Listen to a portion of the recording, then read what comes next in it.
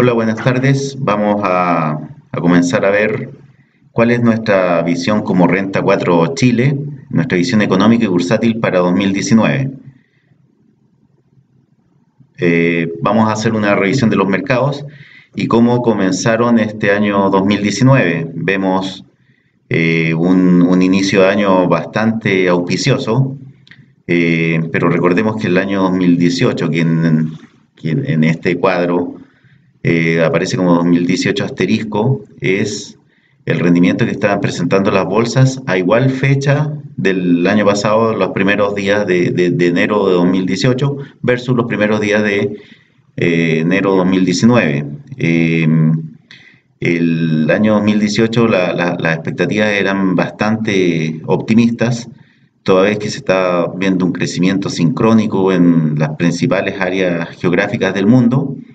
Y en este 2019 las bolsas están comenzando con signos positivos, luego que tuviéramos un año 2018 tal como aparece en el recuadro, donde dice precisamente año 2018, con bolsas en Europa prácticamente todas en rojo, donde en Estados Unidos también finalmente las bolsas terminaron en rojo, donde tenemos nuestro IPSA cayendo un 8,25%, luego de haber tenido un año 2017 muy bueno con un alza de 34%. Este año comenzamos entonces, a pesar de todos los ruidos, con un alza de 3,2% a la fecha, y esto son expectativas de un posible acuerdo entre Estados Unidos y China, además de un discurso de la Fed Fund respecto a que las alzas serían un poco más suaves o menos cantidad de alzas de las que tenía a lo mejor estimado el mercado inicialmente. Aquí vemos, por lo tanto, el IPSA subiendo un 3,2% este año versus un 2,61% que llevaba igual fecha el año pasado, pero recordemos que en enero del año 2018 terminó subiendo más de un 5,8% y las bolsas también marcaron récords. Veamos cómo se va a comportar este año. En todo caso, también tenemos este año normalización de tasas de interés y otros factores que pudieran estar afectando, y este desempeño también se debe a que el año 2018, tal como vemos en esta columna, cerró con un ajuste significativo de las bolsas, y también puede haber ahí una sobrereacción de los mercados en haber ajustado el precio de las acciones en exceso. Aquí quise mostrarles el rendimiento del S&P, del IPSA y de la bolsa europea en un periodo de un año, donde vemos que el S&P está evidenciando entonces una caída en un año respecto, o sea, al 9 de enero de 2018 al 9 de enero de 2019, una caída casi un 7%, el IPSA una caída de alrededor de un 8%, y el Eurostock 50 una caída de casi un 15%. Aquí todas comienzan en base 100, después vemos un periodo de 5 años. Entonces, ¿por qué quiero mostrar este periodo de 5 años? Porque efectivamente aquí uno ve que invertir en acciones, invertir en bolsa, a pesar de ser riesgoso, genera retornos positivos, y vemos como el IPSA en un lapso de 5 años ha rentado un 44%, el S&P casi un 40% también, y Europa, eso sí, está en deuda y la inversión ha sido prácticamente plana. Es decir, por lo menos lo que pudiera mostrar este gráfico es que preferentemente nosotros, por la historia pasada y las perspectivas futuras, estaríamos prefiriendo invertir en acciones chilenas o en Estados Unidos. Aquí en este cuadro también vemos el comportamiento que están teniendo los commodities en este año 2019. Este rendimiento está sacado el día 9 de enero a las 15 horas.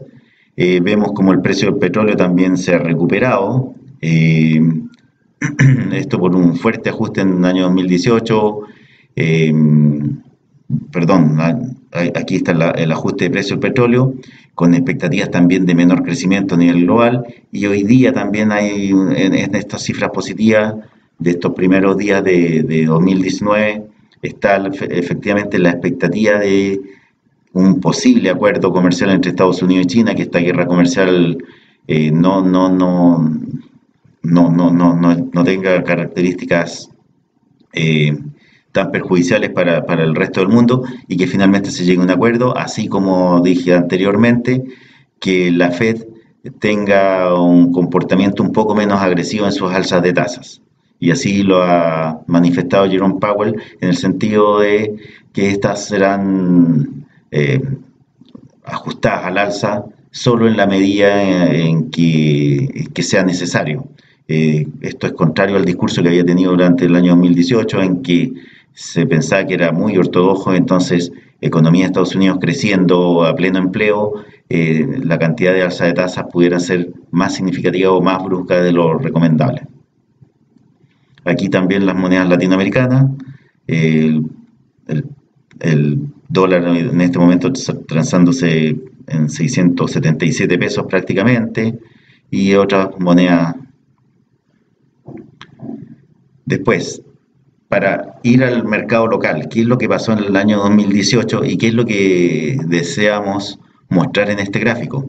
En este gráfico tenemos la capitalización bursátil, es decir, cuál es la capitalización bursátil de las acciones que transan en bolsa versus el PIB de Chile.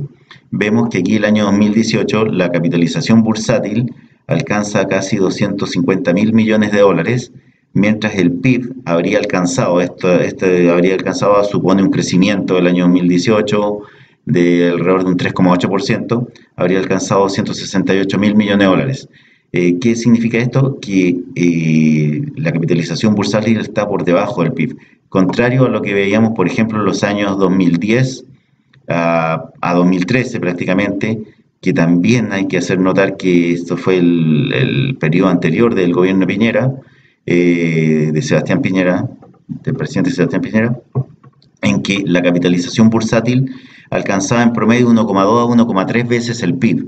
Entonces, todo hacía esperar que el 2018 también tuviéramos una capitalización bursátil que estuviera en alrededor de 270.000, 280.000 millones de dólares, y esto está evidenciando la caída precisamente de la bolsa, un 8,5%, que fue un comportamiento entonces que se explica por dos factores.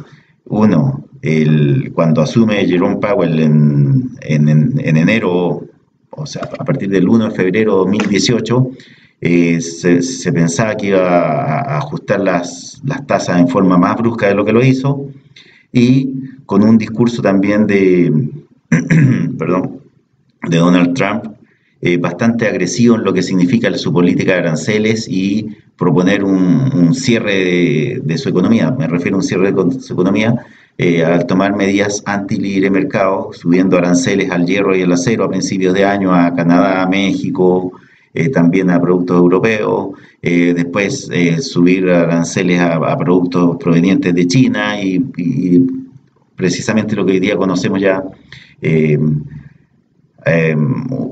casi ya una guerra comercial, en la cual pudieran eventualmente llegar a acuerdos, y esto ha repercutido entonces en que el mercado local también se resintiera, y vemos que esto, que por lo menos en el primer periodo de Sebastián Piñera, y que las expectativas eran que efectivamente la capitalización bursátil estuviera un 20, un 30% por sobre el PIB del país, vemos que aquí también está por debajo. Eso nos hace pensar que también pudiera haber, en el sentido que el próximo año, a pesar que vamos a crecer la economía chilena menos de lo que crecimos en 2018, pudiera a lo mejor comenzar a normalizarse en caso de que se eliminen los demás ruidos. En esta lámina estoy mostrando los montos transados en acciones en la Bolsa de Comercio. Hay que hacer notar que en 2018 estos montos transados se recuperaron bastante en lo que es el mes de diciembre, pero no se compara en absoluto con el monto transado del año 2010, en que efectivamente era el primer año del gobierno de Piñera, y este también es el primer año de su segundo gobierno de Piñera, pero vemos que los montos transados aquí son significativamente más bajos. ¿Qué es lo que explicaría esta gran diferencia en montos transados, en expectativa, en crecimiento también que que se ha visto en el mercado. La principal diferencia radica en que en el año 2010 veníamos de la crisis subprime del año 2008, había mayor capacidad ociosa en capital físico. Asimismo, recordemos que el 27 de febrero de 2010 hubo un terremoto en Chile y por lo tanto las compañías de seguro, así como los particulares y el Estado, tuvieron que hacer un gasto significativo y esto redundó por lo tanto en crecimiento y en una mayor actividad. Y este crecimiento, mayor actividad, entonces impulsó también el precio de las acciones, que alcanzaron un monto histórico de 78.667 millones de dólares, versus lo que hoy día alcanzamos con 49.000 millones de dólares, en que, como decía anteriormente, hay que destacar que en diciembre se produjo la compra de la participación de SQM, más de 4.000 millones de dólares por parte de Tianqi de China, y esto ayudó entonces a que los montos transados se recuperaran durante el año 2018, porque hasta noviembre íbamos más bajo que noviembre de 2017. En cuanto a capitalización de mercado, en esta lámina se muestran las principales acciones en cuanto a tamaño de nuestro mercado local en Chile, y Falabella claramente es la acción de mayor capitalización bursátil con 18.354 millones de dólares, seguida de Copec, Banco de Chile, Banco Santander, SQMA y B. Aquí ambas series están sumadas. ¿Por qué? Porque finalmente la empresa es una sola, dos series de acciones, pero una sola empresa. En el Américas, Banco de Crédito de Inversiones, BCI, CMPC, en el Chile, LATAM, Scotiabank, que ya tiene incorporado al Banco BBVA, fusión por absorción, Antar Chile y Cencosud. Vemos por lo tanto Falabella un 7,3% de participación de mercado, y el conjunto de estas acciones representan más o menos casi un poco más de un 50% del mercado en Chile.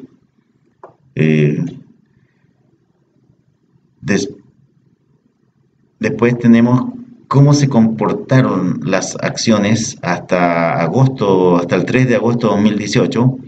¿Y por qué hacemos una diferenciación y solo tomamos hasta el 3 de agosto? Porque después del 3 de agosto los sectores en los cuales se pueden o se clasificaron las empresas fueron reestudiados por S&P. Entonces hubo nuevos índices construidos por S&P tanto para el IPSA, que antes estaba conformado por 40 acciones, y el nuevo S&P.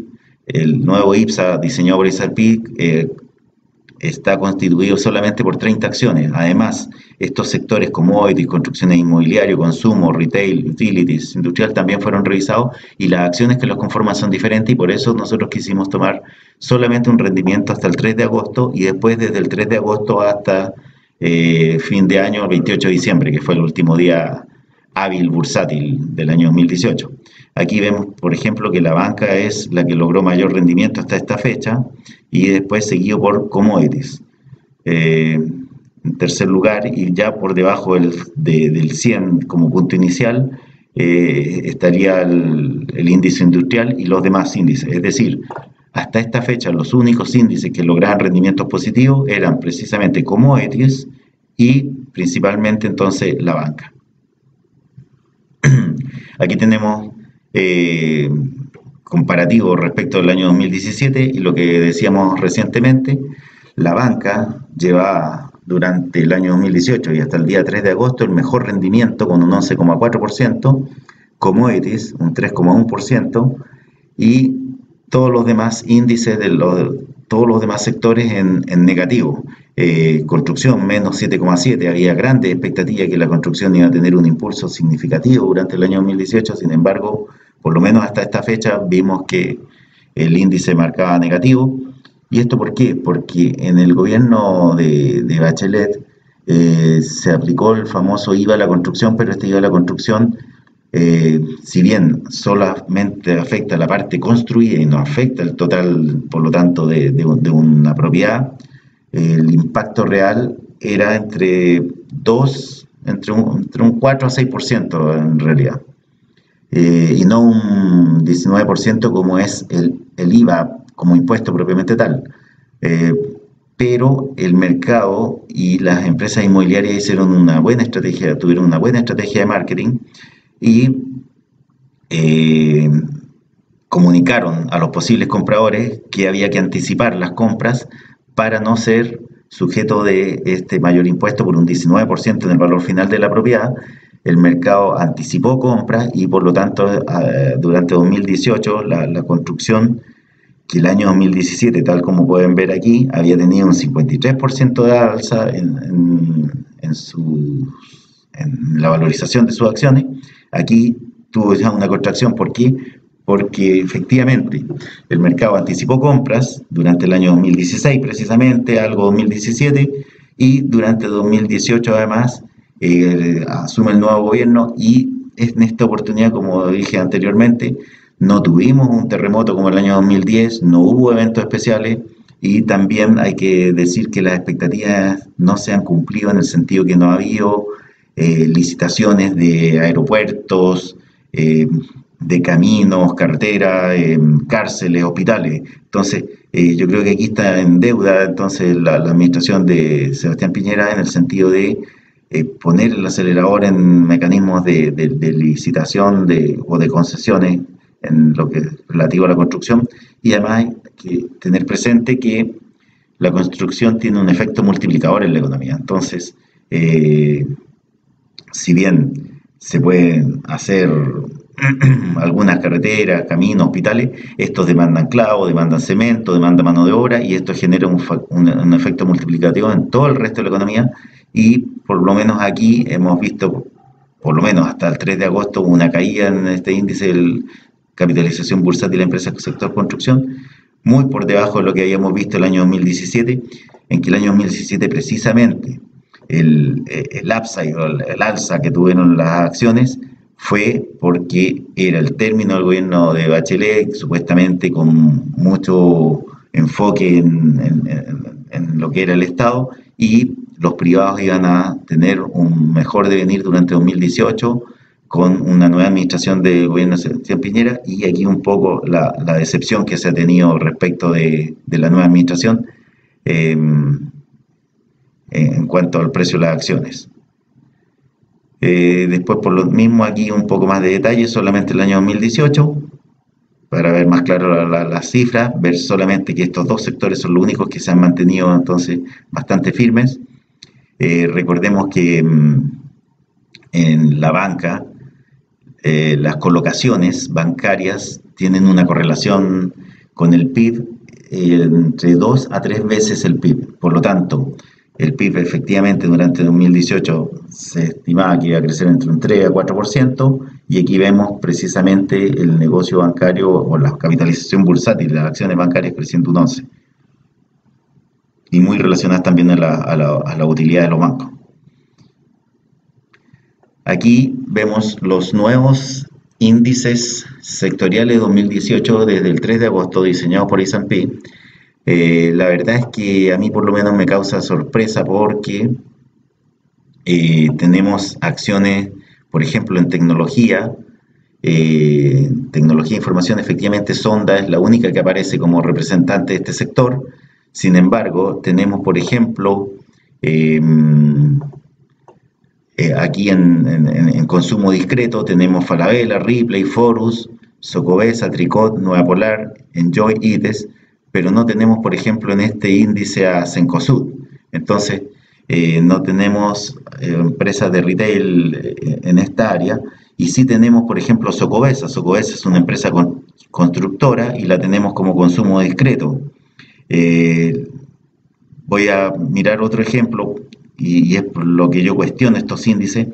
Socobesa, que es una empresa del sector construcción, está en consumo discreto, y sin embargo aquí vemos que en este otro indicador, Besalco, en industrial, este es el índice industrial del S&P chileno, el índice industrial, encontramos a Besalco, constructora Besalco, Moller, Ingebec, entonces, y Salfacor. Entonces, ¿por qué no se dejaron todas las empresas constructoras en un mismo índice? Eso es curioso.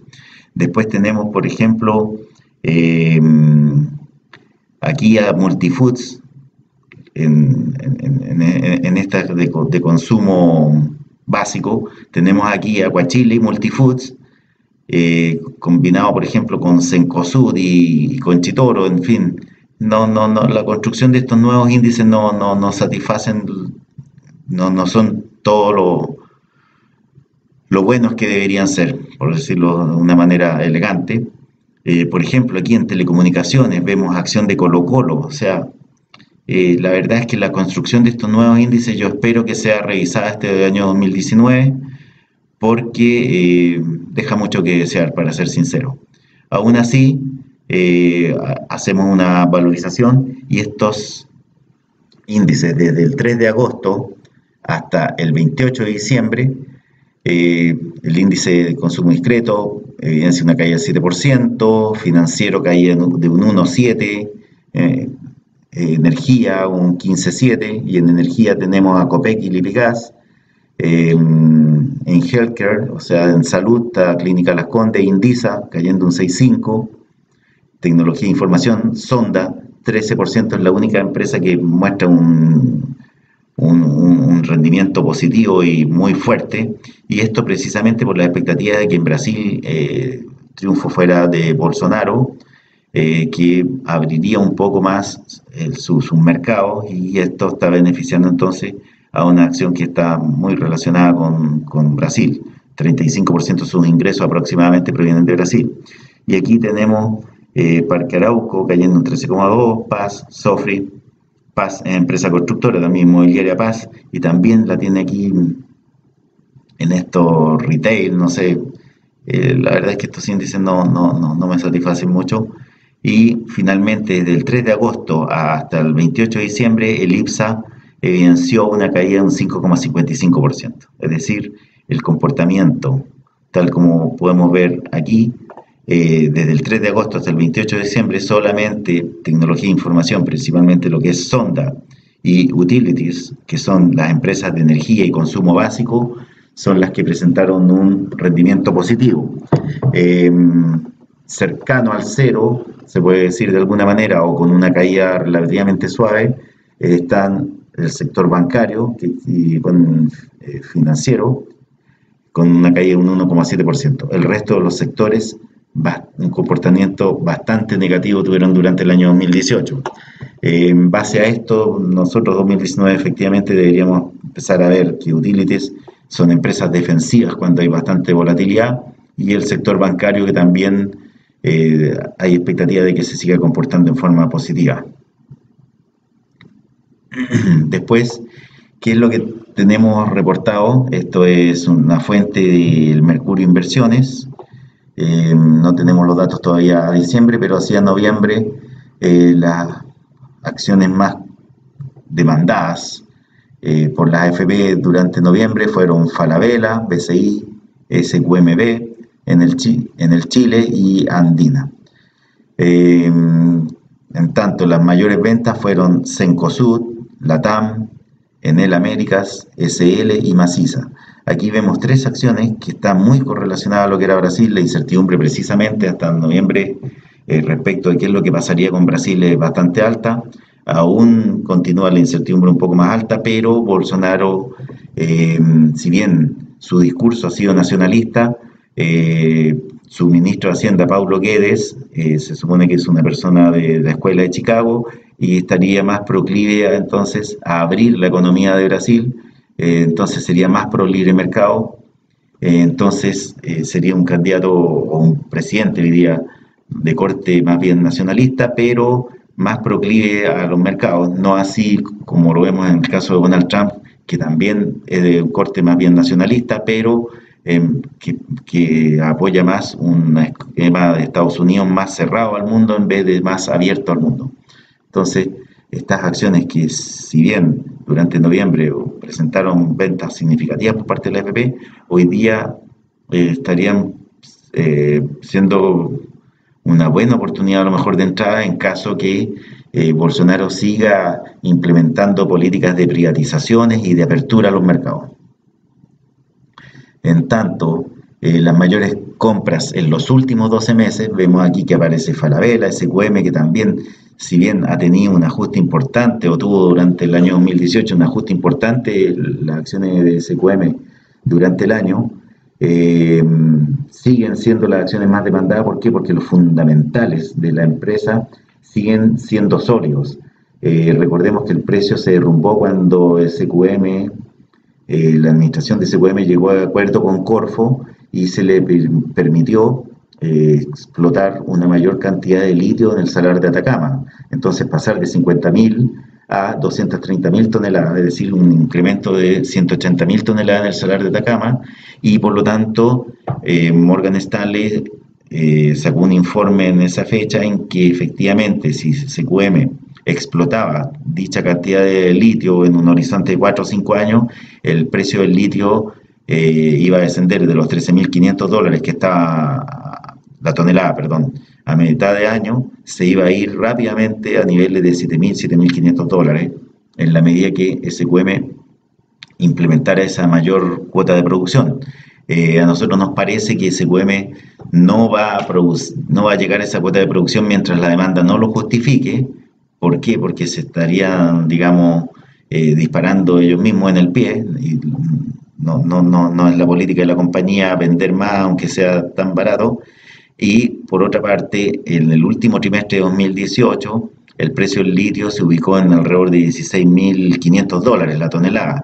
No vemos el litio bajando a niveles de $7.000, $7.500 en 3-4 años, porque precisamente el litio que sirve para las baterías de implementos electrónicos, así como el boom de vehículos eléctricos que se vislumbra vamos a tener en el mundo hacia el año 2028-2030, yo no veo el litio derrumbándose en su precio, y por lo tanto creemos que esto o sea, estas compras durante los últimos 12 meses de la AFP se justifican plenamente desde el punto de vista fundamental, y creemos que el precio de SQM es bastante más alto de lo que está hoy día. Aquí vemos las proyecciones, y esta fuente de Bloomberg.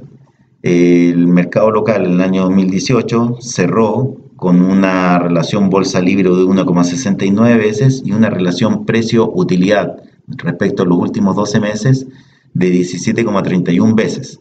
Ahora, cuando yo veo que la relación precio-utilidad es decreciente, quiere decir que el denominador, es decir, la utilidad, son crecientes hacia el año 2019 y el 2020, y por lo tanto este coeficiente cae y estaría cayendo de 17 hasta 13 veces, mientras en lo que respecta al bolsa libro, el patrimonio de las compañías también iría en aumento, y por lo tanto este estaría cayendo de 1,69, 1,61 en 2019 y 1,53 en 2020. Es decir, cuando estas líneas están, estos factores son decrecientes, quiere decir que las empresas están creciendo, están generando mayor utilidad, y por lo tanto su patrimonio al periodo siguiente aumenta. Por lo tanto, estos indicadores están precisamente señalando que hay buenas expectativas en la empresa chilena.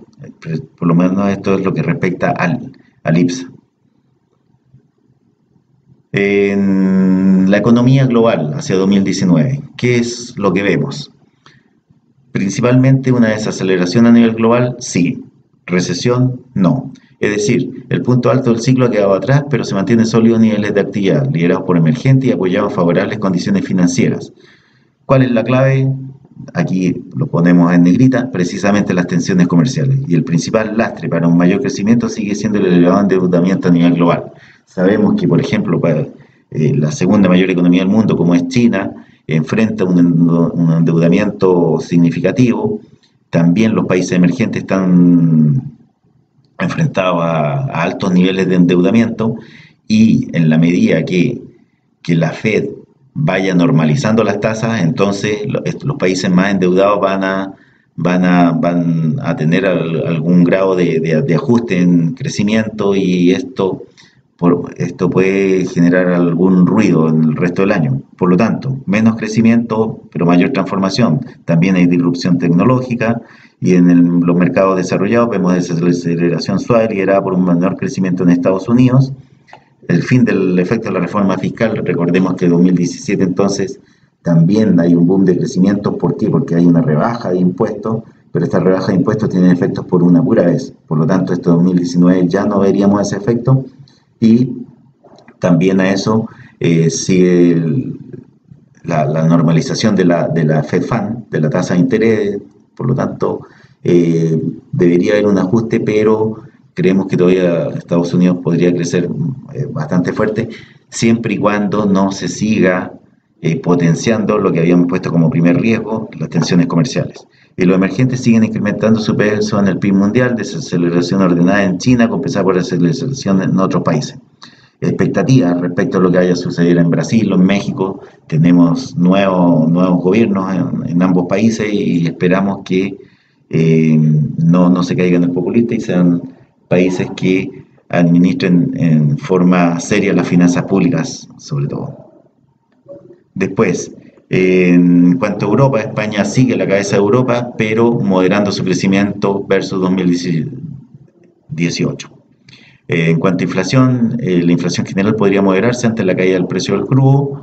Vemos también que a nivel global ha tenido una caída. También dentro de esta caída están las expectativas de un menor crecimiento global y así como también un efecto sustitución entonces por el shale gas, que es el petróleo de esquisto que se obtiene en Estados Unidos, así como estas nuevas tecnologías, precisamente los vehículos eléctricos, que también harían que la demanda de petróleo vaya suavizándose respecto de lo que se estimaba años atrás.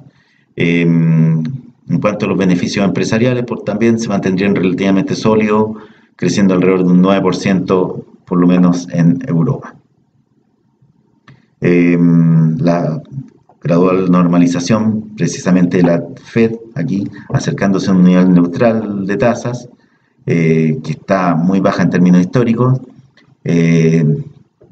Sin embargo, aquí también tenemos que hacer notar que ha habido una morigeración, un suavizamiento en el discurso de Jerome Powell, y por lo tanto para este año 2019 se espera 2 alzas de tasa solamente. Inicialmente se esperaban 3 y algunos especulaban con incluso 4, pero por lo menos las subidas de tasa serían las que están aquí descritas en esta lámina. También el Banco Central Europeo, normalización gradual entonces del quantitative easing. También los bancos centrales tienen que ir normalizando las tasas en la medida que las economías están más sanas, porque además, en caso que tuviéramos que enfrentar un nuevo ajuste global, si un banco central ya está en niveles de tasas muy cercanos a cero, se quedan sin herramientas de política monetaria. Entonces, por lo tanto, en momentos en que la economía presentan algo de crecimiento, o la economía tiene sustentos para seguir creciendo a tasas relativamente normales, estas deberían, por lo tanto, efectivamente, y valga la redundancia, normalizarse. El Banco de Inglaterra esperaría ver, entre comillas, los efectos del Brexit sobre crecimiento e inflación, y Banco de Japón mantendrá por el momento una política monetaria ampliamente expansiva. Aquí vemos la última alza de tasas por parte de la Fed, que la llevó en el nivel por la parte baja. Recordemos que es un rango de tasas. Entonces, si bien partimos el año 2018 en un rango entre 1,25 a 1,5, cerramos el año con un rango entre 2,25 a 2,5%, que es lo que vemos aquí, el upper bound, entonces en 2,5% cerrando y con un 1,5%. Tenemos 1, 2, 3, 4 alzas de tasas, tal como se había esperado por el mercado, pero también de magnitudes posiblemente un poco más bajas, y la discusión está en cuál es el nivel de tasa normal para Estados Unidos. si bien hay rangos históricos en que uno puede tomar el bono a 10 años de Estados Unidos y podría decir que la tasa normal está ubicada en alrededor de un 3,5%. Hoy día se podría pensar que la tasa normal de Estados Unidos está en niveles de 3% y por lo tanto pudiera haber dos alzas de tasas para llegar a ese nivel y ahí efectivamente estar por lo menos un periodo largo sin nuevas alzas de tasas. Pero si eventualmente lleváramos esta Fed Fund a niveles de 3,5%, efectivamente tendría efectos en las economías, en el resto de la economía a nivel global. ¿Por qué? Porque dijimos recientemente que uno de los riesgos a nivel global es precisamente la deuda. Y cuando se comenzó a vislumbrar que se iban a producir esta alza de tasa, vimos cómo, por ejemplo, países como Turquía o Argentina, el solo hecho de que se anunciara una normalización de las alzas de tasa, los hicieron entrar en crisis. Después, otros aspectos importantes, entonces, ¿qué otros signos de desaceleración del ciclo económico global? Guerra comercial, Brexit y impacto en China. Riesgos políticos, Italia también, el Brexit duro o no, aumento de los populismos, elecciones europeas en mayo de 2019. Desincronización de la política monetaria versus el ciclo económico, es decir, qué puede pasar o qué riesgo que haya subida excesiva de tasa por parte de la Fed y también aquí en Chile, es decir, aquí en Chile cuando el Banco Central subió la tasa y su principal argumento era el crecimiento en el empleo y si esto no cuadró con las tasas de desempleo que publica el INE, se empezó a cuestionar si estaba bien medido o no precisamente el empleo, pero indiscutiblemente si los bancos centrales de Estados Unidos, de Chile o cualquier parte del mundo suben las tasas de interés más allá de lo saludable o de lo plausible, efectivamente pueden producir un freno en la economía. En el caso de que sea la de Estados Unidos, produce un freno en la economía global. En el caso de que sea de Chile, pudiera eventualmente retrasar la recuperación del crecimiento económico en nuestro país. También, ¿qué sucede con el ciclo económico? Este se mantiene sólido, desaceleración sí, recesión no, dijimos, tal como habíamos dicho anteriormente, apoyando los resultados empresariales, o sea, beneficios por acción 2019 estimados creciendo un 9% y una normalización muy gradual de las políticas monetarias. Por otra parte, mantenemos una clara preferencia por renta variable versus renta fija. Esto es precisamente la estrategia de Renta 4 Banco de España, Renta 4 Chile, en que efectivamente creemos que la renta variable, mirado en términos de mediano y largo plazo, efectivamente genera mejores retornos que la renta fija y también seguimos inclinados a ello. Hay que aprovechar, por lo tanto, incremento en la volatilidad ante normalización monetaria y riesgos sobre crecimiento y políticas. Es decir, si bien creemos también en la renta variable, hay que ser selectivo y precisamente por eso mismo hay que estar pendiente de lo que vaya sucediendo en los mercados y de cómo viene el camino a la normalización de las tasas. Por lo tanto, conclusión respecto de distintas áreas geográficas, vemos en Europa sobreponderar, en España sobreponderar, Estados Unidos neutral, también había tenido una alza significativa, Estados Unidos debería tener algunos ajustes, ver cómo se va a desenvolver Estados Unidos frente al término ya del impulso de la política fiscal al haber bajado los impuestos, pero Estados Unidos de todas maneras tiene algunos incentivos, un país que también vamos a ver cómo se desarrolla o cuáles son las presiones precisamente para Donald Trump en el sentido de no cerrar su economía y seguir siendo una economía abierta. Por lo tanto, Estados Unidos creemos que más allá que el presidente Donald Trump quiera tener una economía relativamente cerrada para desenvolver su industria, su economía donde mejor rendimiento alcanza es precisamente en una economía abierta siendo un actor significativo a nivel global. Después Japón sobreponderar y emergentes selectivos por países. Eh, Riesgos a subida de tasas más intensa de lo previsto en Estados Unidos, guerra comercial con China y proteccionismo. Eh, Aquí vemos algún cuadro, expectativas de crecimiento en la región. En Brasil, esto es una fuente de, del FMI, el OCDE, elaboración propia, en fin. Brasil se ve un poco de recuperación ya hacia este año 2019. Eh, México también. Eh, China, se ve que aquí se está pensando más bien en un aterrizaje suave en China. O sea, cuando la gente dice se está desacelerando China, efectivamente, tasas muy altas en la segunda mayor economía, es normal que las tasas de crecimiento vayan siendo decrecientes.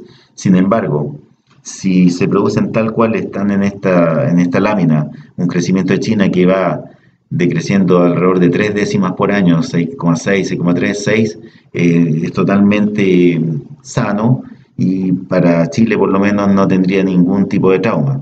Distinto sería que este año 2019 y por un mayor impacto de la guerra comercial con Estados Unidos o que no se llegue a ese acuerdo y la economía de China se desacelera por debajo del 6% este 2019, efectivamente eso tendría impacto en nuestras exportaciones, principalmente en el cobre, eso haría también subir el tipo de cambio y ahí efectivamente Chile sería uno de los países más afectados, sobre todo que China pasó a ser nuestro principal cliente comercial. Eh, También quise poner aquí esto fue publicado en el Diario Financiero y con fuente Banco Mundial.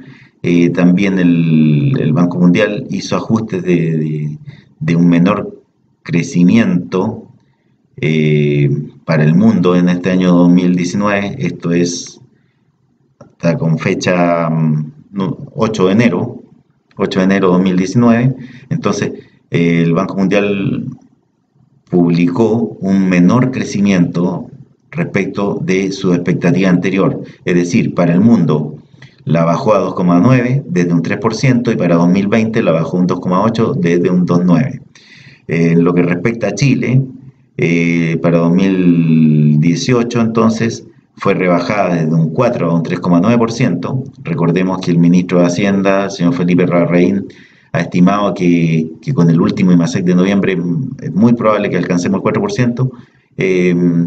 Estimamos que entre 3,9 y 4 la diferencia no es tan significativa, pero sí vemos que tanto en la estimación anterior del Banco Mundial como en la nueva, así como la estimación del consenso de analistas en Chile, de economistas, todas ven creciendo un 3,5% de nuestra economía el próximo año y un 3,3% en 2020. Después, para volver un poco entonces a nivel global, vemos desaceleración suave liderada por un menor crecimiento en Estados Unidos, fin de la reforma fiscal y pendiente del impacto del Brexit, que todavía sigue en la discusión política. En los emergentes siguen incrementando su peso en el PIB, desaceleración ordenada en China, compensada por aceleración en otros países, por ejemplo Brasil, México, estamos más optimistas. España sigue a la cabeza de Europa. En resumen, desaceleración sí, recesión no. Menor crecimiento y también transformaciones en el área tecnológica, productividad, clase media emergente, presión de los mercados. Queremos seguir con algunos datos de la economía chilena. Los últimos datos de la economía chilena y que ya empiezan a marcar la pauta de lo que va a ser este 2019 es, por ejemplo, el indicador mensual de confianza empresarial. Este bajó en noviembre a 49,01 puntos y esto es 4,5 puntos menos que el mes anterior. Recordemos que sobre 50 puntos es el nivel optimista y bajo los 50 puntos es pesimista. Tal como vemos en la lámina subsiguiente, el 48,81 de diciembre de 2018, perdón, habíamos puesto noviembre si no me equivoco, es diciembre, en noviembre, perdón, fue 49,01, pero en diciembre bajó a 48,81. Es el segundo mes consecutivo en que se ubica por debajo de los 50 puntos. Vamos a ver cómo se comporta ya hacia el año 2019, porque efectivamente las expectativas de crecimiento son más bajas, pero si tenemos algún tipo de acuerdo, insisto mucho, entre Estados Unidos y China respecto al acuerdo comercial, que impacta directamente sobre el precio del cobre y a la vez sobre el tipo de cambio, estas expectativas se pueden volver muy positivas muy fácilmente o mantener en zona negativa. Después, el índice de actividad del comercio creció apenas un 0,6% en noviembre, ubicándose muy por debajo de la variación registrada en octubre, un 8,7%, y con el dato de noviembre, eso sí, el índice de actividad del comercio acumuló un alza de 5,3% en lo que va del año, o sea, hasta noviembre de 2018. Después, hay otros índices de actividad que también estuvieron bastante bajos, por ejemplo, el índice de actividad del comercio por mayor, una caída de 0,8% en noviembre versus 1,8% esperado. El índice de ventas de supermercados evidenció un alza de 2,3% en noviembre, acumulando un alza de 3,4% a noviembre de 2018. Pero, ¿cuál fue el dato positivo, el último dato positivo del cual tuvimos conocimiento? El IMASEC de noviembre, que creció un 3,1% versus un 2,0% esperado solamente, a pesar de ser inferior al 4,2% en octubre. Ahora, ¿por qué este dato es tan positivo? Porque la base de comparación ya de noviembre de 2017 y diciembre de 2017 son más altas. Entonces, haber crecido bastante más de lo esperado es una cifra positiva y que haría pensar, por lo tanto, que el crecimiento del PIB en 2018, si bien puede que no llegue al 4%, vamos a estar muy cercanos a haber alcanzado la meta del gobierno, por lo menos, por lo que ha informado, y yo creo que podemos estar efectivamente entre un rango entre 3,8 y 4%, lo cual no impide que el 2019 efectivamente el crecimiento sea menor y sea alrededor de un 3,5%. En tasa mensual, IMASEC evidenció un alza de 1,2% versus un 0,1% esperado. Aquí vemos también que se ubicó muy por sobre lo esperado en tasa mensual y muy por sobre lo esperado entonces en tasa anual. El IMASEC minero creció un 5,5%, mientras el IMASEC no minero lo hizo un 2,7%. Para seguir con algunos datos también recientes y ver cómo se avisó la 2019, es muy importante ver la tasa de desempleo.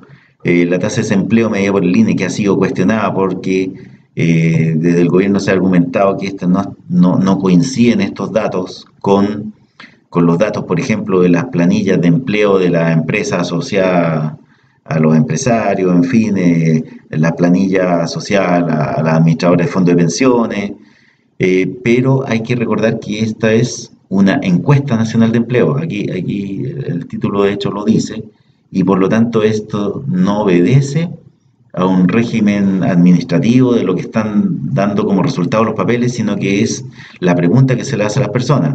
Esto ha sido el mismo método desde hace varios años y por lo tanto el parámetro es el mismo. Si bien se puede perfeccionar y cruzar con datos administrativos, eso no quiere decir que este dato esté malo. En todo caso, el desempleo en el trimestre entonces fue un 6,8% versus un 6,5% en igual trimestre de 2017. Durante los últimos 6 trimestres móviles, o sea, octubre, los últimos 6 trimestres, el desempleo promedio entre hombres y mujeres, y hombres, había superado el 7%. Aquí también vemos que a partir de esta fecha, a partir de julio-agosto de 2017, se produce una distancia en lo que es el desempleo entre mujeres y hombres. Así vemos que, por ejemplo, el desempleo en hombres hoy día, en el último trimestre, septiembre-noviembre, es de un 6,5%, mientras el desempleo en mujeres es un 7,3%. Sin embargo, al contrastarlo con lo que había aquí en junio-agosto 2017, en que estaban bastante próximos, mi explicación Es que precisamente en esta fecha fue cuando se promulgó el postnatal de 6 meses para la mujer. Entonces, indiscutiblemente, algo que efectivamente es un beneficio social para las mujeres, implica un mayor costo para las empresas. Entonces, algo que es sano para la sociedad en su conjunto, a las mujeres vistas como un ente productivo, al tener este mayor costo empresa, simplemente se contratan menos mujeres y hay mayor desempleo, por lo tanto, en mujeres que en hombres. Esa es mi explicación y habría que contrastarla a través de un estudio, pero creo que coinciden estas fechas con la promulgación precisamente del postnatal de 6 meses. Aquí también tenemos algunos datos que son importantes, como decía anteriormente, desempleo septiembre-noviembre de 2018, 6,8%, septiembre-noviembre de 2017, 6,5%. Mujeres aquí era 6,9%, ahora 7,3%, y en hombres que era 6,2%, hoy día 6,5%.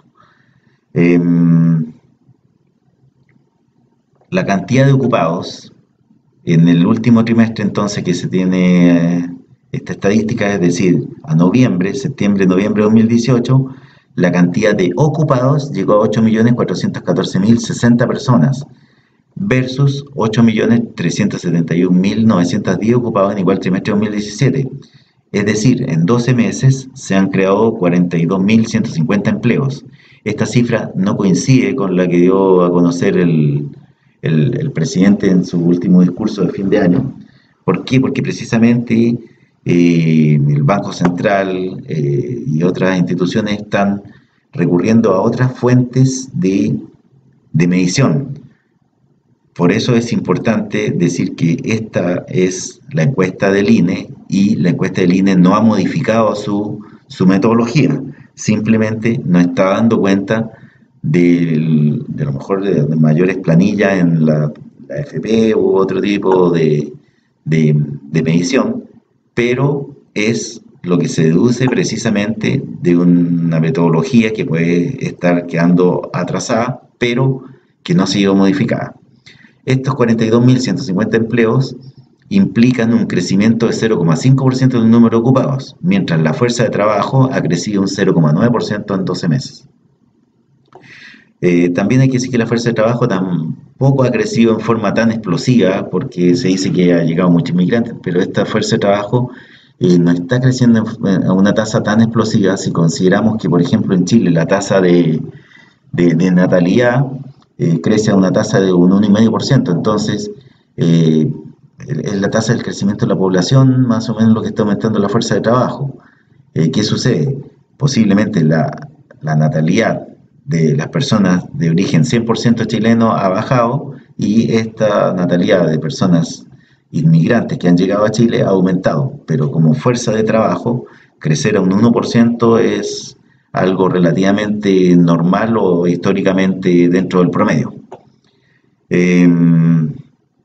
¿Cuál es nuestra estimación aquí en Renta 4? En estudio Renta 4 estimamos que con un crecimiento de la economía de 3,5% para 2019, ojo, este es el crecimiento estimado por Renta 4 para 2019, la cifra positiva pero inferior a la de 2018 que esperamos entre 3,8 y 4, y no existiendo catalizadores, me refiero a que no existiendo una política, por ejemplo, de obras públicas, de concesiones o de fondos de infraestructura agresiva por parte de la actual administración, del actual gobierno, estimamos que la tasa de desempleo, aunque pueda bajar respecto a los registrados hoy, se ubicaría en un rango entre 6,5 a 7% durante el año, con un crecimiento del empleo alrededor de un 1%, es decir, de todas maneras esperamos un crecimiento en el empleo entre 80 a 85 mil empleos durante el año 2019.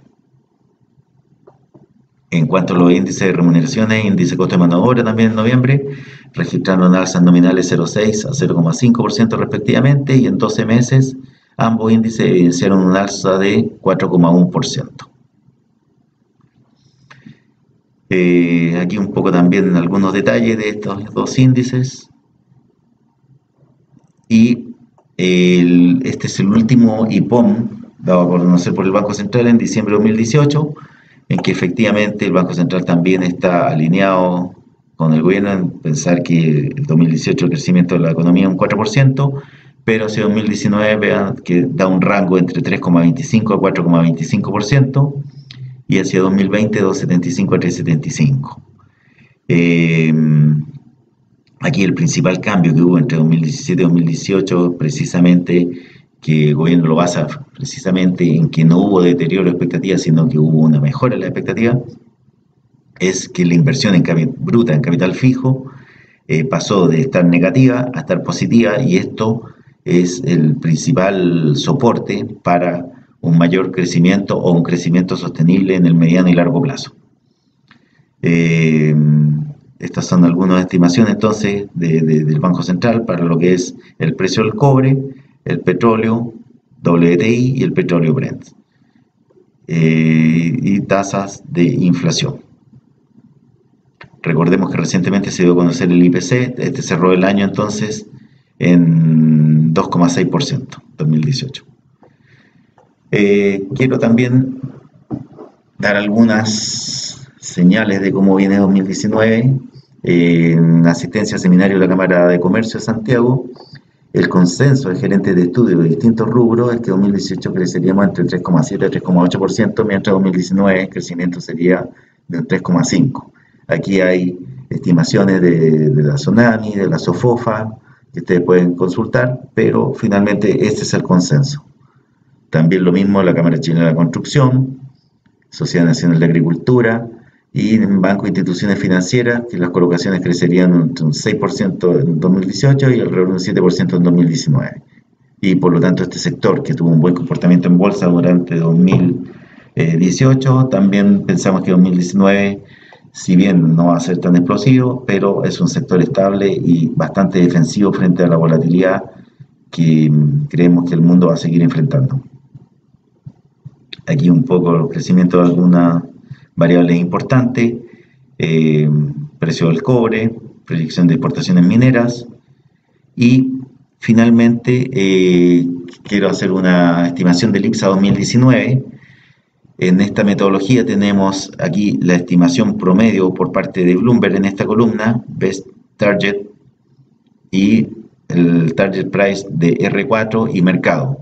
Estas que están en negrita son las estimaciones de renta 4. Cuando nosotros no tenemos, la ponemos número no ennegrecido. Para las 30 acciones que conforman el IPSA, también las ponderamos de acuerdo a lo que indica el peso de cada una de las acciones dentro del indicador, y con estas estimaciones entonces de precio objetivo y crecimiento de precio objetivo, llegamos que el IPSA por precio objetivo Bloomberg se ubicaría en 5.957 puntos, y nosotros a tener precio objetivo en algunas empresas determinadas un poco más alto que los de Bloomberg, esperamos que el IPSA cierre 2019 en alrededor de 6.028 puntos. En todo caso, ya sea por consenso Bloomberg o consenso Renta 4 más Bloomberg, estamos viendo 5.950, 6.000 puntos el cierre del IPSA a diciembre de 2019, considerando que el cierre el 28 de diciembre de 2018 fue 5.105 puntos. Aquí quiero explicar algunas valoraciones de empresas que durante el año 2018 no presentaron un comportamiento tan positivo, y que por lo menos la mitad del año, la primera mitad del año la recomendamos, específicamente hasta el día 29 de junio, en que la empresa dio a conocer un profit warning, o sea, una alerta respecto a sus resultados. Pero esta es una forma de valorizar como sociedad de inversión, en que la fecha de valoración es hoy 9 de enero de 2019. Hapag-Lloyd, que es el principal activo donde tiene el 95% de la inversión de vapores, corresponde precisamente a acciones de Hapag-Lloyd, estaba transándose en 24,26 euros. La inversión en vapores de Hapag-Lloyd es un 25,86%, por lo tanto, llevando esta proporción, sumando por otra parte el activo circulante, los activos fijos, otro activo, y restando los pasivos, llegamos a que el precio estimado en vapores debería ser hoy de 26,9 pesos. Sin embargo, a esos 26,9 pesos le estamos aplicando un castigo holding de 20%. ¿Por qué? Porque hoy día Vapores es una verdadera sociedad de inversión, en realidad. Lo que es la actividad comercial de Compañía Sudamericana de Vapores Chile, por decirlo de alguna manera, representa apenas un 3% del valor de la compañía y por lo tanto la compañía hoy es una sociedad de inversión y al aplicar este castigo de 20%, el precio justo hoy de Vapores debería ser 21,5% y hoy día está en 20,2%, por lo tanto hoy día hay un diferencial entre el precio calculado por esta metodología, entre lo que nosotros llegamos, de un 6%. Antiguamente no aplicábamos este castigo holding y hoy día sí, precisamente porque la empresa ha ido incrementando su participación y el mercado también ha ido castigando la empresa como si fuera un holding y no una entidad productiva. Por lo tanto, hoy día hay que evaluar el devenir de Hapag-Lloyd más que lo que es Sudamericana de Vapores propiamente tal. Y este es nuestro precio hoy. Ahora, ¿qué es lo que hacemos también para ver un precio objetivo a diciembre de 2019? Este es el consenso de precio objetivo para Hapag-Lloyd de 34,88 euros. Aquí está el precio spot, aquí está el precio objetivo. Y este precio objetivo, por lo tanto, está representando para Hapag-Lloyd un upside o un potencial de retorno de 43,8%. Por lo tanto, ustedes pueden ver que la acción de Hapag-Lloyd en Europa, en Alemania específicamente, también está siendo bastante castigada y este es el retorno últimos 12 meses, una caída de un 29%. Entonces, efectivamente, la empresa también ha evidenciado el ajuste producto de las escaramuzas comerciales, producto de alza de precio del petróleo durante los primeros trimestres, que también afectaron el costo de su flete y el no poder haber podido traspasar ese costo de flete entonces a tarifas finales y que el mercado naviero sigue estando bastante apretado y con márgenes bastante estrechos. Pero las expectativas son, por lo tanto, para Hapag-Lloyd un precio objetivo de 34,88 y con ese precio objetivo entonces nosotros hacemos la misma valorización a través de sociedad de inversión, ponemos el precio objetivo de Hapag-Lloyd 34,88, le restamos, consideramos los activos circulantes de vapores, le restamos los pasivos y llegamos a un precio estimado de 37, al cual le aplicamos el 20% de castigo holding y llegamos a un precio objetivo para vapores de 29,7%. Eso respecto al precio de hoy día spot de 20,2% de vapores implicaría un alza de 47%. Es alza significativa, pero ya vimos también que en Hapag el alza es 43,8% de la alza esperada por los analistas europeos. Aquí ustedes ven solamente analistas alemanes principalmente, respecto a lo que debería ser el devenir de Hapag-Lloyd, y nosotros nos colgamos de esos informes precisamente para llegar a este precio. Es decir, efectivamente, podemos estar muy equivocados, pero nos estamos amarrando a la expectativa de lo que es la evolución de Hapag-Lloyd. Creemos que los analistas alemanes conocen mejor que nosotros, sinceramente, lo que es la industria naviera y lo que es Hapag-Lloyd, y lo único que hacemos es precisamente valorar a través de como sociedad de inversión y vemos el upside que pudiera tener vapores. Ahora, ¿qué pudiéramos cambiar en estas planillas?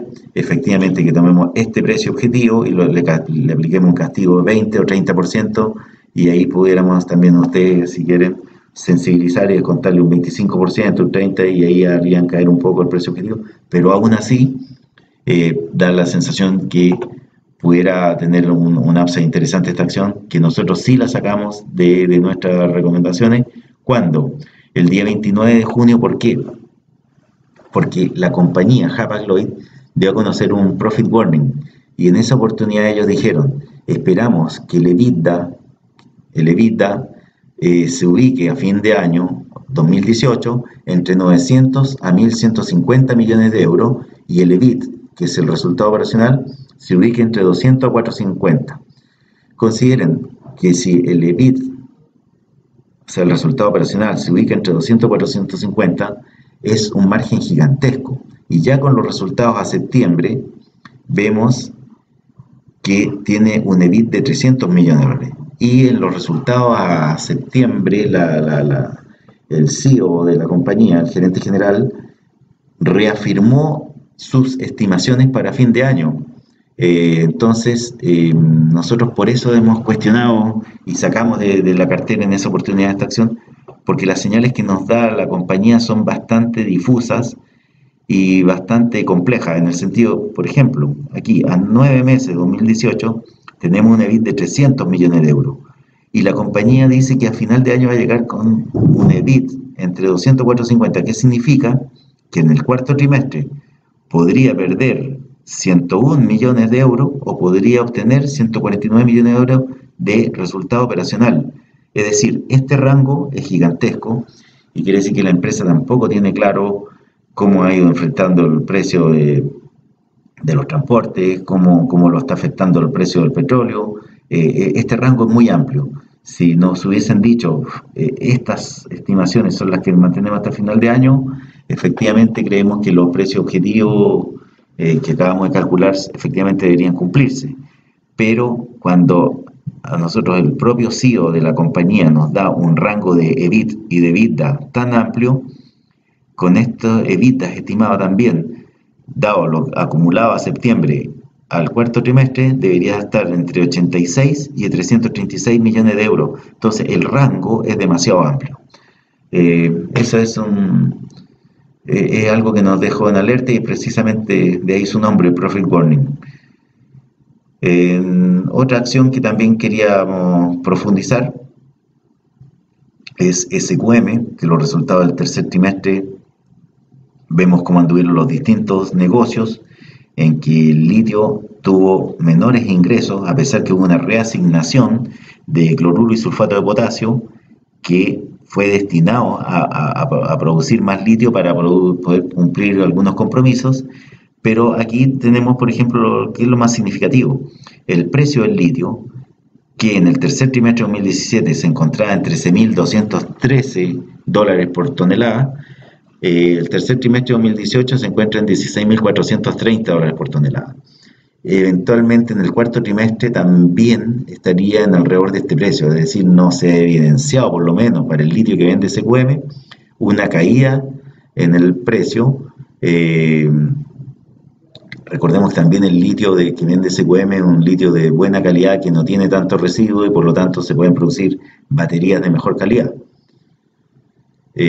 Por lo tanto, de acuerdo a nuestras proyecciones de EBITDA y utilidad de 2018-2019, llegamos que el precio solo por múltiplos sería 35.000 pesos, pero nuestro precio objetivo a 12 meses era de 41.000 pesos cuando recién hizo la oferta Tianqi, que después de esto fue más de 42.000 pesos, y nuestro precio objetivo la verdad es que es de un promedio de ambos y nos da 38.000 pesos. 38.000 pesos es efectivamente el precio objetivo que nosotros tenemos hoy día para SQM. ¿Y en qué basamos un precio objetivo tan alto en relación a lo que el mercado está considerando? En que esperamos, este es un gráfico de la empresa Lithium Americas, tal como dice aquí, fuente el doctor David Dick, CTO de Lithium Americas, hacia 2025, tal cual, y lo dice SOC y lo dicen distintos actores de la industria, la demanda de litio estaría en alrededor de 700.000 toneladas. Se asume que con la entrada también de los nuevos yacimientos en Salar de Atacama, pudiera eventualmente esta tasa de crecimiento que está en alrededor de un 20%, la oferta estar creciendo a tasas del 30%. Entonces llegar alrededor de 800.000 o 900.000 toneladas la oferta, y mientras la demanda estaría en niveles de 700.000. Pero, ¿qué sucede entre el año 2025 y 2028? Vemos cómo pasa de 2025 de 750.000, 800.000 toneladas a un nivel de 2 millones de toneladas en 2027, y ya en 2028, aquí, 2025, 2026, 2027, 2028, a 3,1 millones de toneladas, y una estimación de ese nivel de demanda de litio por los próximos 20 años. Esta parte de la curva estimamos que no está capturada dentro de los precios objetivos de SQM hoy, no está capturada dentro de las valorizaciones por flujo de caja. ¿Por qué? Porque hasta aquí efectivamente las proyecciones y los flujos de caja son relativamente estables, creciendo a tasas de 20, 25, 30%, lo que se puede discutir la oferta, la demanda y el precio del litio, que hasta aquí donde creo yo están mirando la mayoría de los analistas. Pero, ¿qué está pasando aquí? Aquí, ¿por qué se da esta explosión en demanda de litio? Una curva exponencial en la demanda del litio, precisamente porque hacia 2026, 2027, 2028 comienzan a madurar los proyectos de vehículos eléctricos de lo que son las empresas tradicionales productoras de automóviles. O sea, hoy día tenemos actores significativos como lo es Tesla, pero Tesla no es un líder a nivel global, pero cuando tengamos a General Motors, a Ford, al grupo Fiat Chrysler produciendo vehículos eléctricos, a todo lo que es las normas BMW, Mercedes, los grandes de Europa también, produciendo vehículos eléctricos, efectivamente la demanda de litio crece en forma exponencial entre los años 2025 a 2028 para mantenerse en ese nivel por lo menos los próximos 20 años, según el doctor David Dick de Lithium Americas. Por lo tanto, creemos que más allá de todos los ruidos de corto plazo en SQM, hay que esperar, que en algún momento creemos que el precio de la acción de SQM va a tener un comportamiento similar al que tiene este gráfico. Finalmente, decir que para nosotros el año 2018 fue malo, fuimos afectados meramente por la caída en lo que es la acción de vapores y después en SQM, que ha sido muy castigada y la seguimos manteniendo.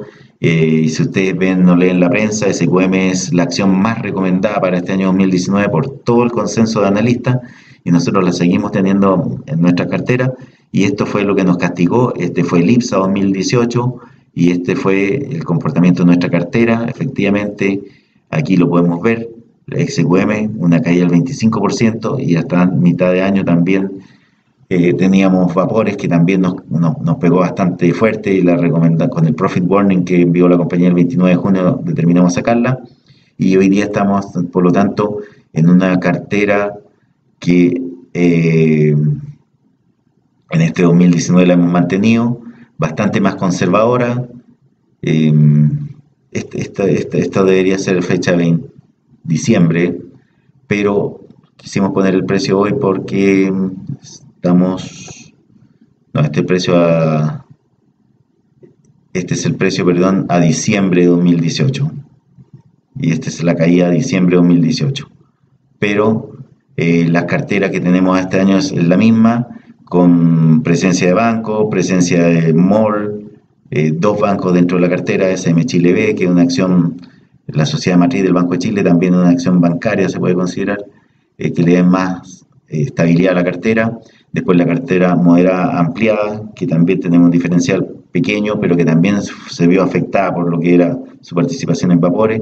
Y en SQM también Parque Arauco, Falabella. Estas acciones hoy día, este año 2019, sí están rebotando sus precios, están más altos de lo que está aquí. Insisto, aquí debería ser 28 de diciembre de 2018. Estas acciones están rebotando. Falabella acaba de dar a conocer su plan de inversiones para los próximos 4 años, 4.200 millones de dólares, con énfasis en sus plataformas digitales, y por lo tanto Falabella este año va a tener que despegar. Parque Arauco también está teniendo un buen comportamiento este año 2019, es renta inmobiliaria, no es retail, por lo tanto también una acción defensiva. Y SQM, que tal como explicamos recién, nuestro precio objetivo que combina una valoración por un múltiplo con el precio que Tianqi ofreció pagar por lo de SQM y que fue incluso mayor por el tipo de cambio que correspondió a los $65 que pagó por ADR. Nosotros estimamos que el 38.000 pesos es un precio objetivo más razonable, más factible de alcanzar, pero que indiscutiblemente genera un upside significativo. Eso sería todo lo que podemos hoy día comentar.